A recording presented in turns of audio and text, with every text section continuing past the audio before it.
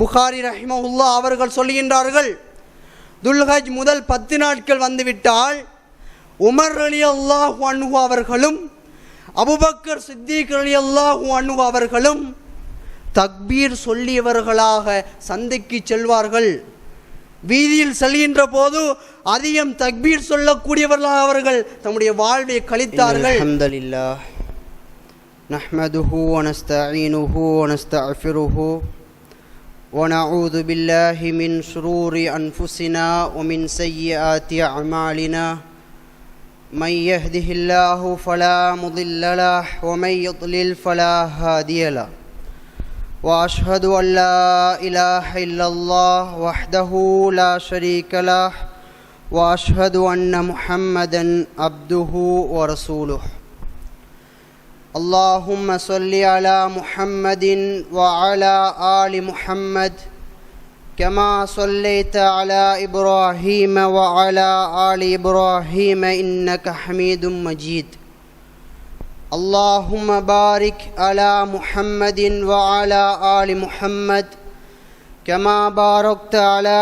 إبراهيم وعلى آل إبراهيم إنك حميد مجيد قال الله تعالى في محكم التنزيل أعوذ بالله من الشيطان الرجيم يا أيها الذين آمنوا اتقوا الله حق تقاته ولا تموتن إلا وأنتم مسلمون وقال الله تعالى أيضا يا أيها الناس اتقوا ربكم الذي خلقكم من نفس واحدة وخلق منها زوجها وبث منهما رجالا كثيرا ونساء واتقوا الله الذي تساءلون به والأرحام إن الله كان عليكم رقيبا وقال الله تعالى أيضا يا أيها الذين آمنوا اتقوا الله وقولوا قولا سديدا يصلح لكم أعمالكم ويغفر لكم ذنوبكم ومن يطع الله ورسوله فقد فاز فوزا عظيما أما بعد فإن خير الحديث كتاب الله وخير الهدي هدي محمد صلى الله عليه وسلم وشر الأمور محدثاتها وكل محدثة بدعة وكل بدعة ضلالة وكل ضلالة في النار. சர்வ புகழும் புகழ்ச்சியும் ஏகவல்லோன் அல்லாஹுக்கே உரித்தாகட்டுமாக என்று போற்றியவனாக, அவன் தனித்தவன், இணை துணை அற்றவன், அவனுக்கு யாரிடத்திலும் எவரிடத்திலும் எந்தவித தேவையும் கிடையாது. அவன்தான் எமக்கு உணவளிப்பவன், எமக்கு ரிஸ்க் அளிப்பவன் என்று சாட்சி கூறியவனாக, அல்லாஹுடைய சாந்தியும் சமாதானமும் எம் உயிரை விடவும் மேலான எம் பெருமானார் முஹம்மது நபி ஸல்லல்லாஹு அலைஹி வஸல்லம் அவர்கள் மீதும், அவர்களுடைய வாழ்க்கை வழிகாட்டலை அச்சொட்டாக எடுத்து நடந்து அவர்களுடைய பெயர்கள் சொல்லப்பட்டால் முஸ்லிமாக இருக்கின்ற ஒவ்வொரு அடியானும் ரலியல்லாஹு அன்ஹு வரது அன்ஹு என்று அல்லாஹ்விடத்தில் திருப்பொருத்தத்தை தேடுகின்ற சஹாபாக்கள் மீதும், பின்வந்த தாபியின்கள் தபஉ தாபியின்கள் இஸ்லாமிய வழிகாட்டலை அச்சொட்டாக பின்பற்ற வேண்டுமென்ற நோக்கத்தோடு தம்முடைய வாழ்வை அர்ப்பணித்த இமாம்கள், பின்வந்த முஸ்லிம்கள் நல்லடியார்கள் எம் அனைவர் மீதும் என்றென்றும் உண்டாவதாக என்று பிரார்த்தித்தவனாக, உள்ளும் புறமும் ஒன்றாக இரகசியமாகவும் பரகசியமாகவும் அல்லாஹுவை தக்வா செய்து கொள்ளுமாறும், சதா நேரமும் அல்லாஹுடைய நினைவோடும் அல்லாஹுடைய அச்சத்தோடும் எமது வாழ்வை அமைத்து கொள்ளுமாறும் எனக்கும் உங்களுக்கும் நல்லுபதேசம் புரிந்தவனாக இந்த குத்துபா பிரசங்கத்தை ஆரம்பம் செய்கின்றேன். கண்ணியத்துக்குரிய இஸ்லாமிய சகோதரர்களே, பெரியோர்களே, அல்லாஹு சுப்ஹானஹு தஆலா இந்த உலகத்தில் பல்வேறு பருவ காலங்களை எமக்கு நிர்ணயித்துள்ளான். இந்த உலகத்தில் ஒரு ஆடை தொழிலை மையமாக கொண்டு, ஒரு ஆடை களஞ்சியத்தை மையமாக கொண்டு தொழில் செய்கின்ற ஒரு தொழிலாளியை பொறுத்தவரையில் பெருநாட்கள் தினத்திலும் ஏனைய பருவ காலங்களிலும் அவருடைய கடையில் அதிக லாபம் வர வேண்டும், அதிகம் தொழிலில் பரக்கத் வர வேண்டும், அதிகமாக தொழிலை இந்த காலகட்டத்தில் நாம் மேற்கொள்ள வேண்டும் என்று அந்த சீசனுடைய காலத்தை அவர் பயன்படுத்தி கொள்வார். ஒரு விவசாயியை பொறுத்தவரையில் கோடைக்கு எதை விளைவிக்க வேண்டும், மாரி காலத்தில் எதை விளைவிக்க வேண்டும், இப்படி பருவ காலங்களை மையப்படுத்தி மனித சமுதாயம் இந்த உலகத்தில் தன்னுடைய செயல்களை, தன்னுடைய அந்த அடிப்படை அம்சங்களை செய்து கொண்டிருப்பதை நாம் பார்க்கலாம். அந்த வகையில் அல்லாஹு தஆலாவும் ஒவ்வொரு முஸ்லிமுக்கும், அல்லாஹு தஆலாவுக்கு கீழ்ப்படிந்து வாழ்கின்ற ஒவ்வொரு மோமினுக்கும் ஒவ்வொரு பருவ காலத்தை ஒவ்வொரு வருடமும் தந்து கொண்டே இருக்கின்றான். அப்படியான பருவ காலங்களும் அடைந்து சென்று கொண்டே இருக்கின்றது. அப்படியான காலத்தில் மிக முக்கியமான காலம்தான் நாம் சந்திக்க இருக்கின்ற துல்ஹஜ் மாதத்தின் முதல் 10 நாட்கள். தற்போது துல்காதாவினுடைய இறுதி நாட்கள் இருந்து கொண்டிருக்கின்றோம். துல்ஹஜ்ஜினுடைய பிறை தென்பட்டு அதில் முதல் நாளிலிருந்து 10வது நாள் வரையும் இஸ்லாமிய மார்க்கத்தில் பல சிறப்பம்சங்களை பொதிந்த நாளாக காணப்படுகின்றது. ரமலானுடைய நோன்பை பொறுத்தவரையில் அல்லாஹ்வின் தூதர் ஸல்லல்லாஹு அலைஹி வஸல்லம் அவர்கள் சொன்னார்கள், மன் ஸாம ரமலான ஈமானன் வஹ்திசாபன் குஃபிர லஹு மா தகத்தம மின் தன்பி. யார் ஒருவர் அல்லாஹ்விடத்தில் ஈமானோடும் அல்லாஹ்விடத்தில் இருக்கின்ற கூலியை எதிர்பார்த்தும் நோன்பு நோட்கின்றாரோ அவருக்கு அதற்கு முன்னால் செய்த அனைத்து சிறுபாவங்களையும் அல்லாஹு தஆலா மன்னித்து விடுகின்றான். சுப்ஹானல்லாஹ். அப்படியான ஒரு பாக்கியமே கடந்து சென்றது. அதுபோல் ஒவ்வொரு திங்களும் வியாழனும் ஒவ்வொரு அடியானுடைய நல்லமல்களுடைய ஏடும் மலக்குமார்கள் மூலமாக அல்லாஹ்விடத்தில் காண்பிக்கப்படுகின்றது. அந்த நேரத்தில் நீங்கள் நோன்பு நோற்றுக்கொள்ளுங்கள்.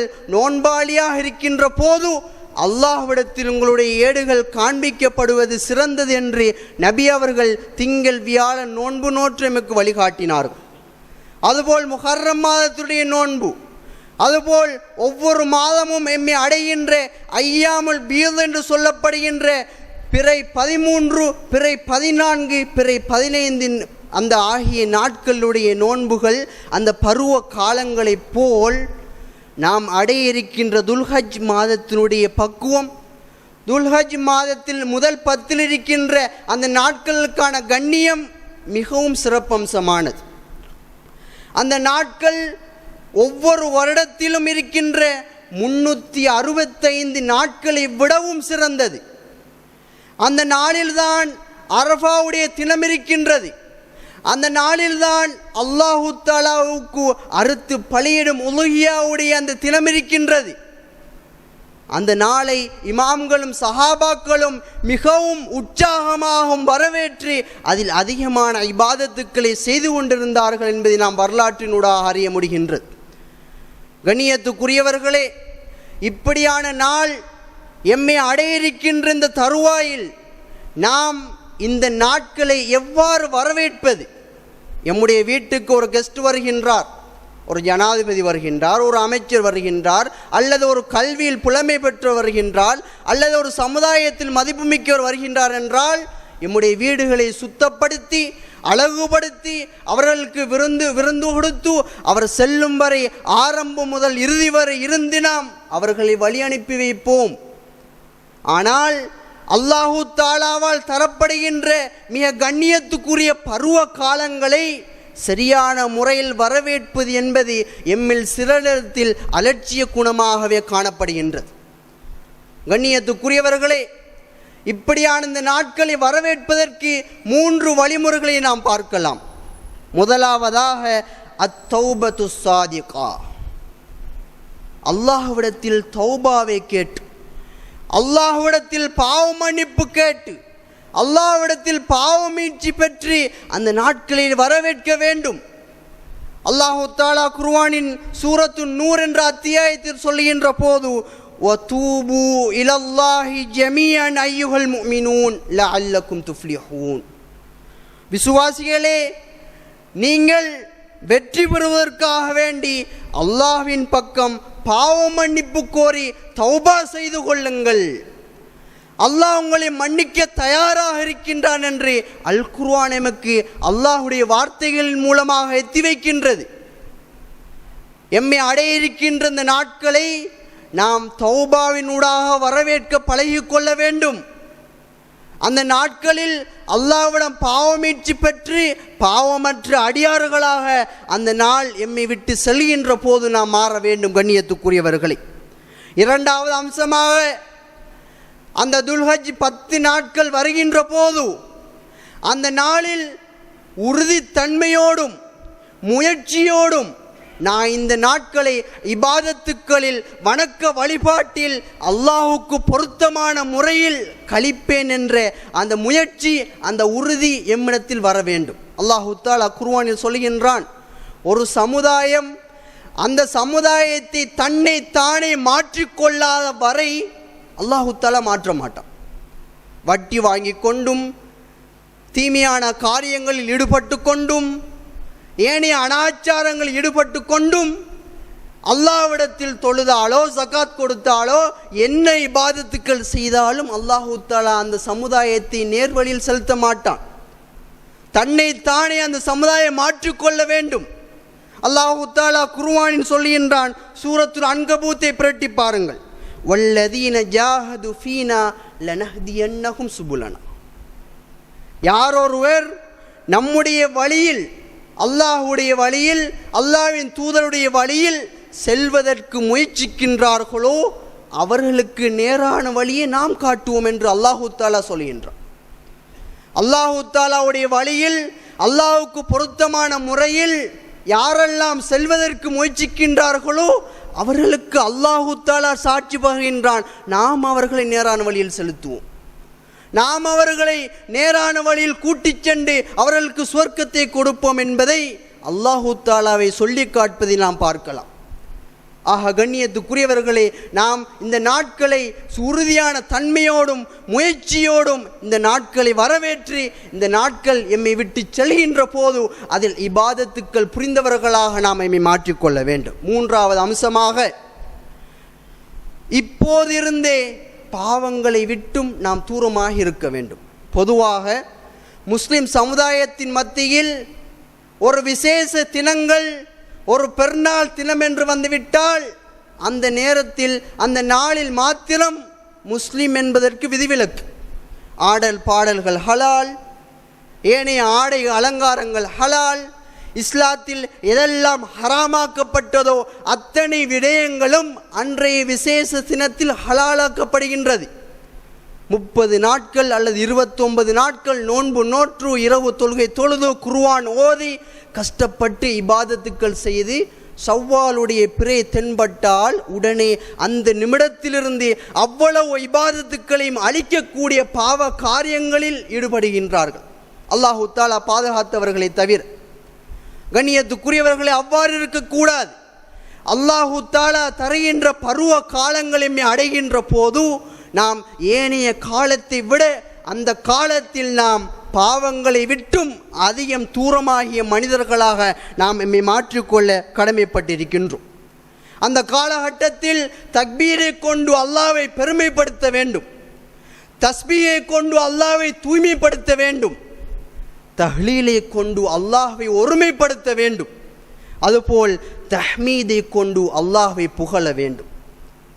இப்படியான இபாதத்துக்கோடு தான், இப்படியான இபாதத்தினுடைய வட்டத்துக்குள் தான் நாம் இப்படியான அல்லாஹ்வால் தரப்படுகின்ற பருவ காலங்களை நாம் மாற்றிக்கொள்ள முயற்சிக்க வேண்டும். கண்ணியத்துக்குரியவர்களே, இன்னும் 1 நாளோ 2 நாளோ துல்ஹஜ் மாதத்தினுடைய பிறை தென்படுவதற்கு இருக்கலாம்.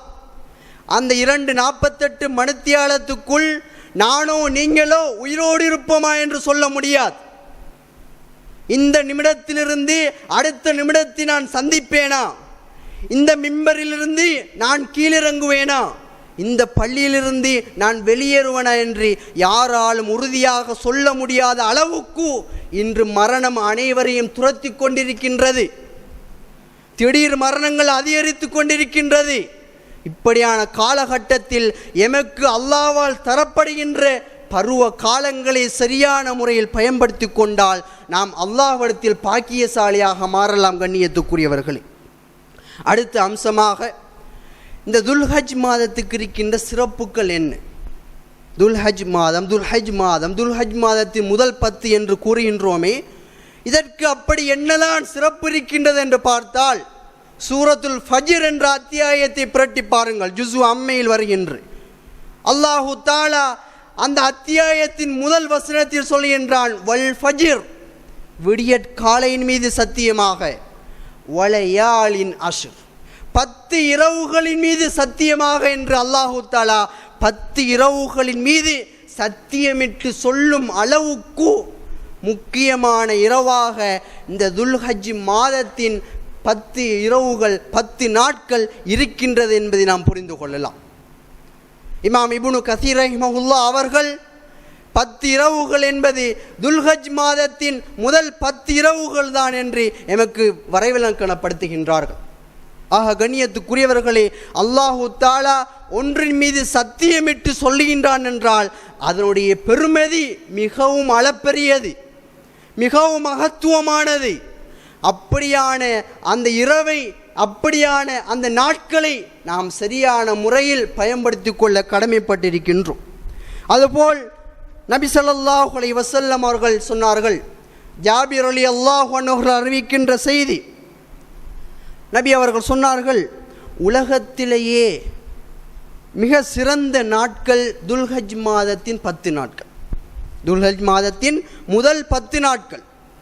அப்போது சஹாபாக்கள் கேட்கின்றார்கள், யா ரசூலல்லாஹ், ஜிஹாத் செய்வதை விடவும் அறப்போர் செல்வதை விடவுமா இந்த நாட்கள் சிறந்தது என்று. அப்போது நபி ஸல்லல்லாஹு அலைஹி வஸல்லம் அவர்கள் சொன்னார்கள், யார் ஜிஹாதுக்கு சென்று இஸ்லாம் காட்டிய வழிமுறைப்படி அந்த இபாதத்துக்கு சென்று திரும்பி வராமல் அங்கேயே மரணித்து விடுகின்றாரோ அவரை தவிர இந்த நாட்கள் மற்றவருக்கு சிறந்தது என்று நபி ஸல்லல்லாஹு அலைஹி வஸல்லம் அவர்கள் சொல்லி காட்டியிருக்கின்றார்கள். கண்ணியத்துக்குரியவர்களே, ஜிஹாத் என்பது இஸ்லாம் எமக்கு காட்டிய மிகப்பெரிய இபாதத். இஸ்லாமிய வட்டத்துக்குள் இஸ்லாமிய அந்த வரைவிலக்கணத்தின் படி அதை செய்வது என்பது அல்லாஹுக்கு மிகவும் பிடித்தமானது. அந்த வணக்கத்தை விடவும் அல்லாஹுக்கு மிகவும் விருப்பமானது, உலகத்திலேயே மிகச் சிறந்தது என்றால் அது துல்ஹஜ் மாதத்தின் முதல் 10 நாட்கள் என்பதை நாம் புரிந்து கொள்ள கடமைப்பட்டிருக்கின்றோம். கண்ணியத்துக்குரியவர்களே, அதுபோல்தான் இந்த துல்ஹஜ் முதல் 10 நாட்களில் தான் அரஃபாவுடைய தினம் இருக்கின்றது. உங்களுக்கெல்லாம் தெரியும், இந்த நாளில்தான் ஹஜ் என்ற முக்கியமான கடமை நிறைவேற்றப்படுகின்றது. நபி ஸல்லல்லாஹு அலைஹி வஸல்லம் அவர்கள் சொன்னார்கள், அல் ஹஜ்ஜு அரஃபா, ஹஜ் என்றாலே அரஃபா தான்.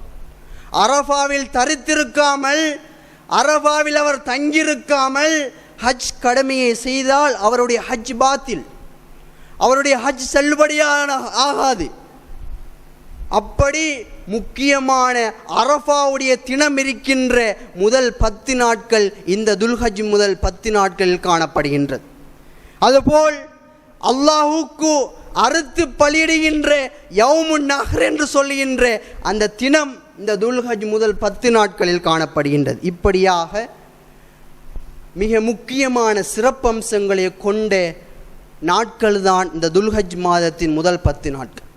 அதுபோல் இமாம் இப்னு ஹஜர் அல் அஸ்கலானி ரஹிமஹுல்லாஹ் அவர்கள் சொல்லுகின்றார்கள், துல்ஹஜ் மாதத்தின் முதல் 10 நாட்கள் சிறப்பாகுவதற்கு, மகிமையாகுவதற்கு மிக முக்கியமான காரணங்களில் ஒன்றுதான் இஸ்லாமிய மார்க்கத்தில் இருக்கின்ற தலையாய இபாதத்துக்களில் முக்கியமானவைகள் அனைத்தும் அந்த 10 நாட்களில் ஒன்று சேர்கின்றது. சுப்ஹானல்லாஹ், ஹஜ்ஜை பாருங்கள், துல்ஹஜ் மாதத்தின் முதல் 10 நாள். அதுபோல் நோன்பு நோட்கின்றோம், அரஃபாவுடைய நோன்பு.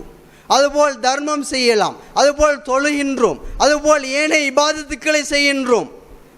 வருடத்தில் இருக்கின்ற வேறு எந்த நாட்களிலும் அதை நாம் செய்ய முடியாது. இந்த 10 நாட்களில் இஸ்லாத்தில் இருக்கின்ற தலையாய இபாதத்துக்கள் ஒன்று சரிகின்றபடியால் இந்த நாட்கள் அல்லாஹ்விடத்தில் மிகவும் சிறந்தது என்று இப்னு ஹஜர் அல் அஸ்கலானி ரஹிமஹுல்லா அவர்கள் சொல்லி காட்டுவதை நாம் பார்க்கலாம். அதுபோல் முக்கியமான ஒன்றுதான், இந்த 10 நாட்களில் ஒரு நாளில்தான் எம்முடைய இஸ்லாம் மார்க்கம் பூரணப்படுத்தப்பட்டது.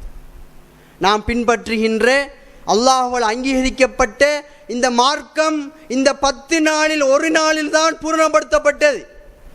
யூதர்கள் உமர் ரலியல்லாஹு அன்ஹு அவர்களிடம் வந்து சொல்கின்றார்கள், உமரே, உங்களுக்கு அருளப்பட்ட அல் யௌம அக்மல்து லக்கும் தீனக்கும் வ அத்மம்து அலைக்கும் நிஅமதி வ ரதீது லக்கும் இஸ்லாம தீனா. இன்றைய தினம் நான் உங்களுக்கு உங்களுடைய மார்க்கத்தை பூரணப்படுத்தி விட்டேன், என்னுடைய அருட்கொடைகளை பூரணப்படுத்தி விட்டேன். உங்களிடத்தில் இருக்கின்ற இஸ்லாமிய மார்க்கம்தான் எனக்கு மிகவும் ஏற்றமானது, அதுதான் என்னிடத்தில் ஏற்ற மார்க்கம் என்று அல்லாஹு தாலா சொல்லுகின்ற, அல்லாஹு தாலாவால் சொல்லப்படுகின்ற அந்த வசனம் எங்களுக்கு இறக்கப்பட்டிருந்தால், யூதன் சொல்லுகின்றான் உமர் ரலியல்லாஹு அன்ஹு அவர்களை பார்த்து, எங்களுக்கு இறக்கப்பட்டிருந்தால் அந்த நாளை நாங்கள் ஈதாக பெருநாளாக கொண்டாடியிருப்போம். சுப்ஹானல்லாஹ், அவ்வளவு பெருமதியான நாள் தான் அந்த நாள். இஸ்லாமிய மார்க்கம் பூரணப்படுத்தப்பட்ட நாள். இதற்கு பிறகு இஸ்லாமிய மார்க்கத்தில் எந்தவித கூடுதலோ குறைவதோ செய்ய முடியாது. அவ்வளவு விடயங்களையும் சொல்லி காட்டி பூரணப்படுத்தப்பட்ட நாள் தான் அந்த நாள். அதற்கு உமர் ரலியல்லாஹு அன்ஹு அவர்கள் சொல்கின்றார்கள், அந்த வசனம் நீ ஓதி காட்டிய அந்த வசனம் நபி ஸல்லல்லாஹு அலைஹி வஸல்லம் அவர்களுக்கு எந்த நிலைமையில் எங்கு எப்போது இறங்கியது என்று எனக்கு தெரியும். அது அரஃபாவுடைய தினத்தில் இறங்கியது என்று உமர் ரலியல்லாஹு அன்ஹு அவர்கள் சொல்லி காட்டினார். கண்ணியத்துக்குரியவர்களே, இஸ்லாமிய மார்க்கமே பூரணப்படுத்தப்பட்ட மிக முக்கியமான நாளில் நாம் அடைய இருக்கின்றோம். அந்த நாட்களை எதிர்கொள்ள இருக்கின்றோம். அந்த நாட்களை நாம் பாழாக்கி விடாமல், அதை அலட்சியம் செய்விடாமல், நாம் அதை மிகவும் முக்கியமான கண் கொண்டு நாம் கவனிக்க வேண்டிய கடப்பாட்டில் இருந்து கொண்டிருக்கின்றோம். கண்ணியத்துக்குரியவர்களே, அதுபோல் இந்த துல்ஹஜ் முதல் 10 நாட்களில் அமல்கள் செய்வதனுடைய சிறப்பை பொறுத்தவரையில், இபாதத்துக்கள் செய்கின்ற சிறப்புகளை பொறுத்தவரையில், அபு உஸ்மான் அன் நதுவி என்று சொல்கின்ற ஈராக்கை சேர்ந்த ஒரு அறிஞர் அவர் சொல்லுகின்றார், முன்னே இமாம்கள் 3 10களை சிறப்பித்தார்கள். 3 10 நாட்களை அவர்கள் சிறப்பித்தார்கள். அதில் முதலாவது தான் ரமதான் மாதத்தில் இருக்கின்ற இறுதி 10 நாட்கள். அதில் இரண்டாவது தான் துல்ஹஜ் மாதத்தில் இருக்கின்ற முதல் 10 நாட்கள். அதில் மூன்றாவது தான் முஹர்ரம் மாதத்தின் முதல் 10 நாட்கள். இப்படி இந்த 3 நாட்களையும் முன்னைய இமாம்கள் குர்ஆன் திலாவத்தை கொண்டும், உம்ரா செய்வதை கொண்டும், நோன்பு பிடிப்பதை கொண்டும், இபாதத்துக்கள் அதிகமாக செய்வதை கொண்டும் அவர்கள் அந்த நாட்களை மகிமைப்படுத்தினார்கள், கண்ணியப்படுத்தினார்கள் என்று அந்த இமாம் எமக்கு சொல்லி காட்டியிருக்கின்றார். அதுபோல் இந்த நாட்களில் நாம் இபாதத்துக்கள் செய்தால் அது அல்லாஹ்விடத்தில் உலகத்தில் இருக்கின்ற ஏனைய நாட்களில் செய்த இபாதத்தை விட அந்தஸ்தில் கூடியதாக, மிகவும் பெருமதி வாய்ந்ததாக காணப்படுகின்றது என்ற நபி ஸல்லல்லாஹு அலைஹி வஸல்லமுடைய ஹதீஸை நாம் பார்க்க முடிகின்றது.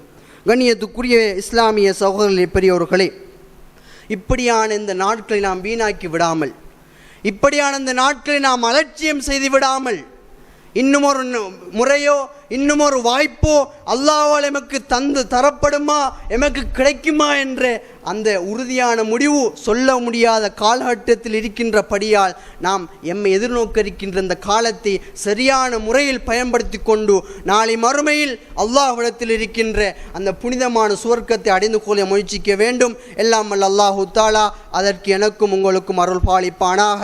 வா ஆகிரு தவானா அனில் ஹம்துலில்லாஹி ரப்பில் ஆலமீன்.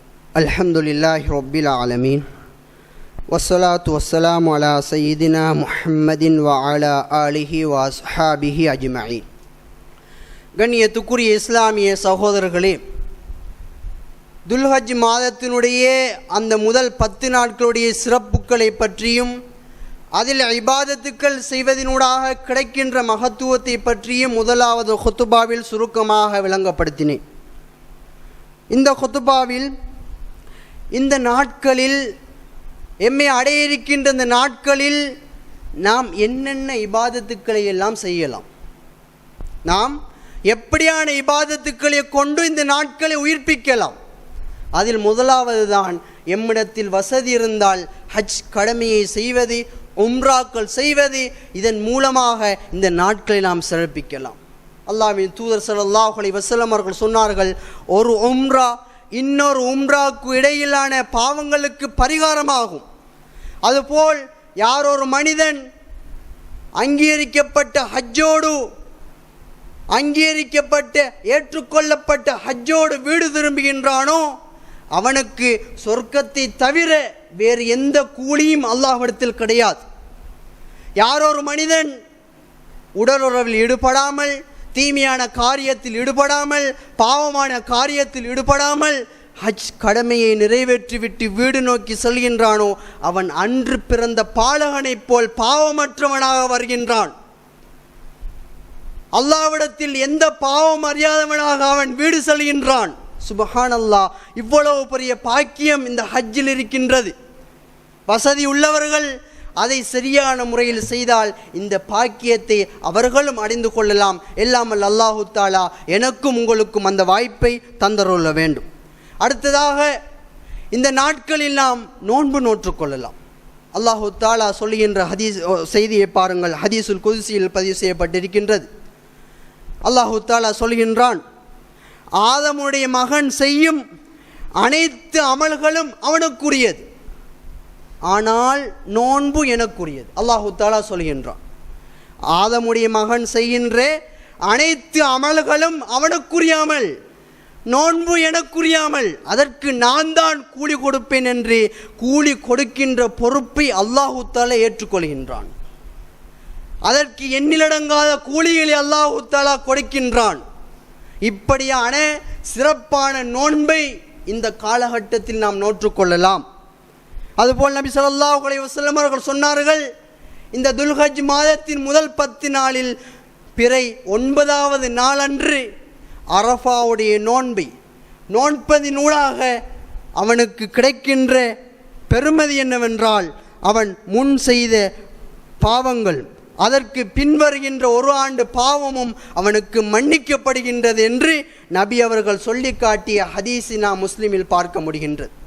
கண்ணியத்துக்குரியவர்களே, முன் செய்த ஒரு வருட பாவத்திற்கும் அதுபோல் பின்னால் வரப்போகின்ற ஒரு வருட பாவத்திற்கும் பரிகாரமாக அமையப் போகின்றது ஒரு நாள் நோன்பு தான். ஒரே நாள் நோன்பு. அந்த நாள் நோன்பு நாம் முன் செய்த அனைத்து சிறுபாவத்தையும் அழித்து விடுகின்றது. நாம் பின்னால் செய்ய போகின்ற ஒரு வருட சிறுபாவங்களையும் அழிக்க காத்து கொண்டிருக்கின்றது. அப்படியான பாக்கியத்தை நாம் இந்த காலங்களில் நாம் நோற்றுக்கொண்டு, நோன்பை நாம் பிடித்து கொண்டு நாம் அந்த மகத்துவத்தை நாம் அடைந்து கொள்ள கடமைப்பட்டிருக்கின்றோம். அதுபோல் முஜாஹித் என்று சொல்லுகின்ற இமாம் இந்த துல்ஹஜ்ஜினுடைய முதல் 10 நாட்களில் அனைத்து நாட்களிலும் நோன்பு நோக்கக்கூடியவர்களாக இருந்தார்கள். பெருநாள் தினத்தை தவிர அந்த மீதமுள்ள அனைத்து நாட்களிலும் அவர்கள் நோன்பு நோக்கக்கூடியவர்களாக இருந்தார்கள். அதுபோல் ஹசனுல் பஸ்ரி ரஹிமஹுல்லாஹ் அவர்கள் ரமலானுடைய மாதத்தில் விடுபட்ட நோன்புகளை இந்த துல்ஹஜ் மாதத்தின் முதல் 10 நாட்களில் நோக்கக்கூடியவர்களாக இருந்தார்கள். இப்படி நாமும் இந்த நாட்களில் விடுபட்ட நோன்பையும் அரஃபாவுடைய நோன்புகளையும் நோட்க கடமைப்பட்டு நாம் நம்முடைய இபாதத்துக்களை சரி செய்ய கடமைப்பட்டிருக்கின்றோம். கண்ணியத்துக்குரிய இஸ்லாமிய சகோதரர்களே, ஹப்ஸா ரலியல்லாஹு அன்ஹா அவர்கள் அறிவிக்கின்ற செய்தி, 4 விடயங்களை நபி ஸல்லல்லாஹு அலைஹி வஸல்லம் அவர்கள் விட்டதே இல்லை. நபி அவர்கள் 4 விடயங்களை தம்முடைய வாழ்வில் விட்டதே கிடையாது. அதில் முதலாவது விடயம்தான் ஆஷுரா நோன்பு. இந்த ஆஷுரா நோன்பை நபி ஸல்லல்லாஹு அலைஹி வஸல்லம் அவர்கள் தம்முடைய வாழ்வில் விட்டது கிடையாது. அதுபோல் துல்ஹஜ் முதல் 10 அந்த நாட்களில் இபாதத்துக்கள் செய்வதையும் நபி ஸல்லல்லாஹு அலைஹி வஸல்லம் அவர்கள் விட்டது கிடையாது. அதுபோல் ஒவ்வொரு மாதமும் வருகின்ற ஐயாமுல் பீத் என்று சொல்லப்படுகின்ற அந்த 3 நாட்களில் நோன்பு பிடிப்பதையும் விட்டது கிடையாது. அதுபோல் அல்லாஹ்வின் தூதர் ஸல்லல்லாஹு அலைஹி வஸல்லம் அவர்கள் ஒவ்வொரு நாள் காலையிலும் லுஹா தொழுகையை தொழுவதையும் விட்டது கிடையாது என்று ஹப்ஸா ரலியல்லாஹு அன்ஹா அவர்கள் அறிவிக்கின்ற செய்தியை நாம் பார்க்கலாம். இப்படியாக இந்த நாட்களில் நாம் எம்முடைய இபாதத்துக்களில் நோன்பையும் சேர்த்து கொண்டு இந்த 10 நாட்களை உயிர்ப்பிக்க கடமைப்பட்டிருக்கின்றோம். கண்ணியத்துக்குரியவர்களே, அதுபோல் இந்த நாட்களில் எம்முடைய தொழுகைகளை அதிகப்படுத்திக் கொள்ள வேண்டும். இமாம் ஜமாத்தோடு நாம் தொழுகின்றோமா, நஃபிலான சுன்னத்தான தொழுகைகளை தொழுகின்றோமா அல்லது தொழவில்லையா என்று எம்மை நாம் முஹாசபா செய்து கொண்டு இந்த நாட்களில் நாம் அதை சீர் செய்து கொண்டு எம்முடைய தொழுகைகளை ஆரோக்கியமானதாக அமைத்து கொள்ள வேண்டும். இமாம் ஜமாத்தோடு தொலை கிடைக்கவில்லையா, இந்த நாட்களில் அதை நாம் பூரணப்படுத்திக் கொள்ள வேண்டும். சுன்னத்தான தொழுகைகளை இந்த நாட்களில் தொழுது கொள்ள வேண்டும். இந்த நாட்களில் உள்ள பெருமதியை உணர்ந்து அல்லாஹுக்காக வேண்டி நாட்களை நாம் கழித்து அதில் உள்ள பக்குவங்களை மகத்துவத்தையும் அடைந்து கொள்ள கடமைப்பட்டிருக்கின்றோம். கண்ணியத்துக்குரியவர்களே, அதுபோல் இந்த நாட்களில் அதிகம் தக்பீர், தஹ்மீத், தஹ்லீல், தஸ்பீஹ் என்று சிறிய துஆக்களை நாம் ஓதிக்கொள்ள வேண்டும். சிறிய துஆக்கள், அல்ஹம்துலில்லாஹ், சுப்ஹானல்லாஹ், அல்லாஹு அக்பர், லா இலாஹ இல்லல்லாஹ் என்று எமக்கு தெரிந்த சிறிய திக்ர்களை, சிறிய அதுக்கார்களை நாம் ஓதி இந்த நாட்களை உயிர்ப்பிக்க வேண்டும். புகாரி ரஹிமஹுல்லாஹ் அவர்கள் சொல்கின்றார்கள், துல்ஹஜ் முதல் 10 நாட்கள் வந்துவிட்டால் உமர் ரலியல்லாஹு அன்ஹு அவர்களும் அபூபக்கர் சித்திக் ரலியல்லாஹு அன்ஹு அவர்களும் தக்பீர் சொல்லியவர்களாக சந்தைக்கு செல்வார்கள். வீதியில் செல்கின்ற போது அதிகம் தக்பீர் சொல்லக்கூடியவர்களாக அவர்கள் தம்முடைய வாழ்வை கழித்தார்கள். அந்த 10 நாட்களை அவர்கள் கழித்தார்கள் என்று இமாம் புகாரி ரஹிமஹுல்லாஹ் அவர்கள் விளக்க உரை எழுதுகின்றார்கள். கண்ணியத்துக்குரியவர்களே, நாமும் எம்மால் முடிந்த அளவு இந்த காலகட்டத்தில் இபாதத்துக்கள் செய்து கொள்ள வேண்டும். இந்த நாட்களில் முடிந்த அளவு சதக்காக்களை, தர்மங்களை செய்ய வேண்டும். நாம் செய்கின்ற தர்மம், நாம் செய்கின்ற சதக்கா ஒருபோதும் நம்முடைய பொருளாதாரத்திலிருந்து குறைவதில்லை. நாம் செய்கின்ற சதக்கா, நாம் செய்கின்ற தர்மம், நாம் மறுமைக்கு போடுகின்ற இன்வெஸ்ட்மெண்ட், ஒரு முதலீடு. மறுமை நாளில் அது பல மடங்காக நமக்கு வர இருக்கின்றது. அந்த சதக்காவை, அந்த தர்மத்தை இந்த நாட்களில் நாம் செய்து கொள்ள கடமைப்பட்டிருக்கின்றோம். கண்ணியத்துக்குரியவர்களே, அதுபோல் இந்த நாட்களில் செய்கின்ற மிக முக்கியமான இபாதத்து தான் உதுஹியா என்று சொல்கின்ற அல்லாஹுக்காக வேண்டி அறுத்து பலியிடுகின்ற இபாதத். அதுவும் வசதி இருந்தால் சுன்னா முஅக்கதா என்ற அடிப்படையில், வலியுறுத்தப்பட்ட சுன்னா என்ற அடிப்படையில் நாம் அதை கொடுத்து அதிலிருக்கின்ற நன்மைகளையும் நாம் பெற்றுக்கொள்ள கடமைப்பட்டிருக்கின்றோம். கண்ணியத்துக்குரியவர்களே, இவ்வாறாக பல்வேறு அமல்களை கொண்டு இந்த நாட்களில் நாம் அதிகமாக பிரயோசனம் உள்ளதாக அமைத்து கொள்ள வேண்டும். குர்ஆன் ஓத வேண்டும், அதுக்கார் செய்ய வேண்டும், துஆ கேட்க வேண்டும்.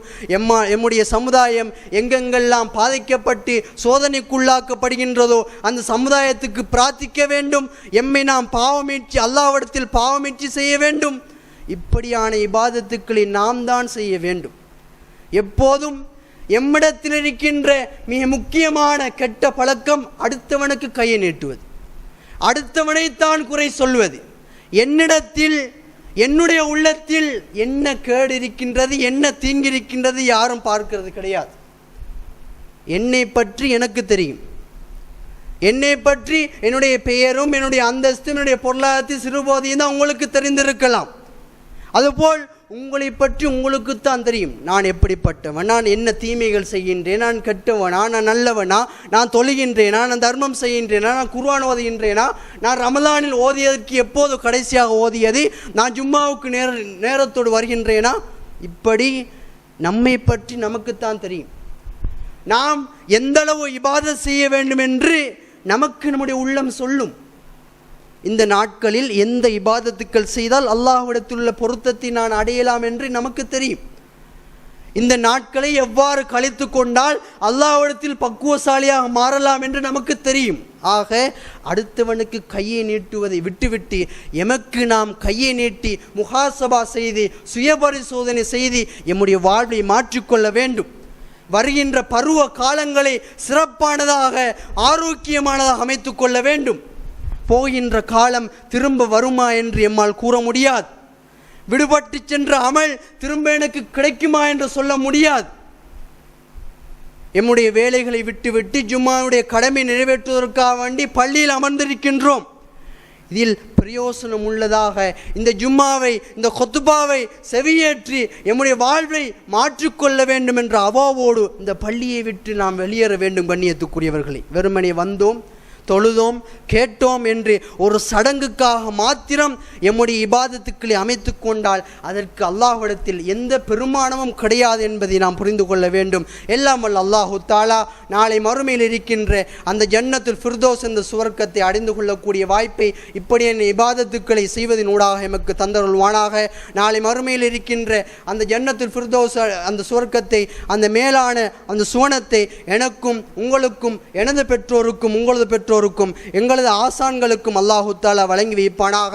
எல்லாம் வல்ல அல்லாஹு தாலா இந்த உலகத்தில் எங்கெல்லாம் முஸ்லிம் சமுதாயம் தீங்குக்கும் சோதனைக்கும் உள்ளாக்கப்படுகின்றதோ அந்த சமுதாயத்தின் தீங்கை சோதனை அல்லாஹு தாலா நிவர்த்தி செய்து அவர்களுக்கு துன்பத்திலிருந்து மீட்சி பெறக்கூடிய வாய்ப்பை கொடுப்பானாக. ஆமீன் ஆமீன். அக்கூலி கௌலி ஹாதா அஸ்தக்ஃபிருல்லாஹ் லி வலக்கும் வ ஆகிரு தவானா அனில் ஹம்துலில்லாஹி ரப்பில் ஆலமீன்.